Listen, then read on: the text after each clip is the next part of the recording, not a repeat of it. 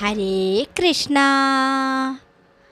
ഓരോ തവണയും കാണുമ്പോൾ പറയുവാൻ ഒരുപാടു കാര്യം ഞാൻ ഓർത്തുവയ്ക്കും. ഓരോ തവണയും കാണുമ്പോൾ പറയുവാൻ ഒരുപാടു കാര്യം ഞാൻ ഓർത്തുവയ്ക്കും.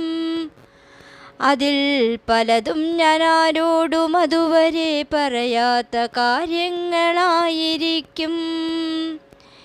എന്നോ പറയേണ്ടതായിരുന്നു എന്ന തോന്നലും കൂടെയുണ്ടായിരിക്കും. എന്നിട്ടും കണ്ണൻ്റെ മുന്നിലെത്തുമ്പോൾ ഞാനെല്ലാം ക്ഷണത്തിൽ മറന്നു പോകും. പാവം എനിക്കൊന്നും ഓർമ്മയില്ലെന്നൊരു ഭാവത്തിൽ നടയിൽ പരുങ്ങി നിൽക്കും.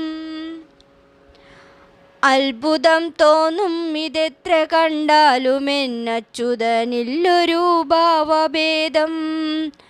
ആൾത്തിരക്കിൽ ഞാൻ അകപ്പെട്ടു പോയെന്നും അരികത്തു വന്നെത്താനായതില്ല.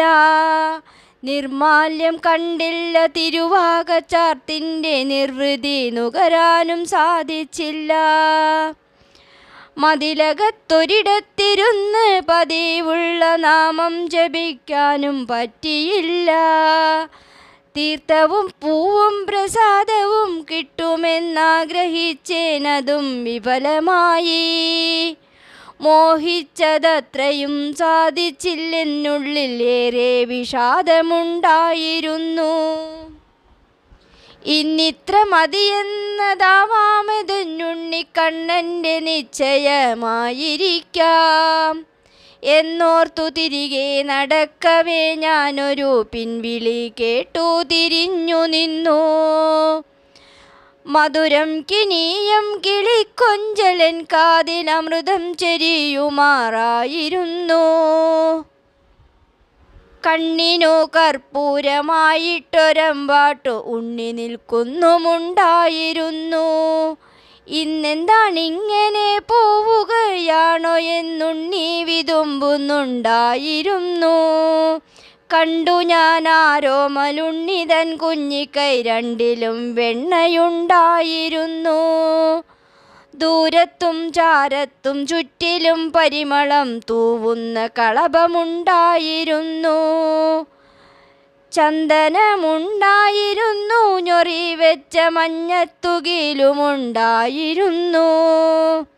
മോഹിച്ചതല്ലേ ഇതെല്ലാം നിനക്കായി ഞാൻ കൊണ്ടുവന്നതാണ് എന്ന മട്ടിൽ.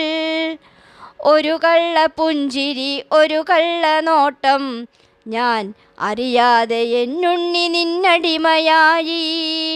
അഴകാർന്ന മന്ദസ്മിതമോടെ വനമാലി മൊഴിയുന്നു കാതിൽ സ്വകാര്യമായി.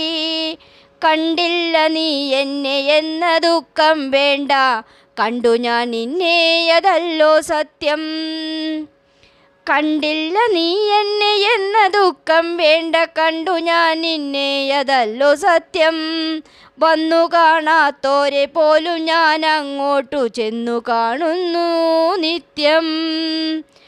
കണ്ടില്ല നീ എന്നെ എന്ന ദുഃഖം വേണ്ട, കണ്ടു ഞാൻ നിന്നെ അതല്ലോ സത്യം. വന്നു കാണാത്തോരെ പോലും ഞാൻ അങ്ങോട്ടു ചെന്നു കാണുന്നു നിത്യമെന്നും. ഹരേ കൃഷ്ണ. സർവം ശ്രീകൃഷ്ണാർപ്പണമസ്തു. സർവത്ര ഗോവിന്ദ നാമ സങ്കീർത്തനം. ഗോവിന്ദ ഗോവിന്ദ.